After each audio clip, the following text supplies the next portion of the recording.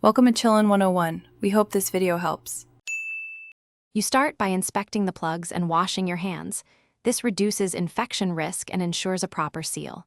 Once done, identify the type: foam compresses, silicone molds, or custom, because insertion differs. For foam, roll into a thin cylinder. For silicone, warm or shape if reusable. Make sure to have a mirror and bright light so you can see the ear opening. Doing these steps first prevents poor fit and saves time when you move to insertion. You hold the rolled foam between finger and thumb, tilt your head, and pull the ear up and back to straighten the canal. This is why many people get a better seal. Then insert the foam slowly and stop before you feel resistance, maintaining pressure for 20 to 30 seconds while it expands. For silicone, press and mold the plug into the outer ear bowl to create a rim seal instead of deeper insertion.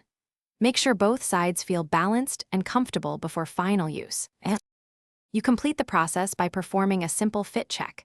Cover one ear with a hand and listen. Speech should sound muffled and low frequencies reduced. If noise leaks or it hurts, remove and reinsert. Often a small adjustment fixes the seal. Once satisfied, note cleaning and replacement intervals.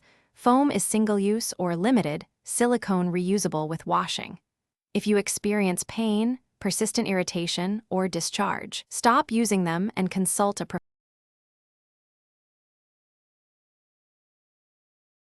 Thanks for watching. Consider subscribing if we helped you.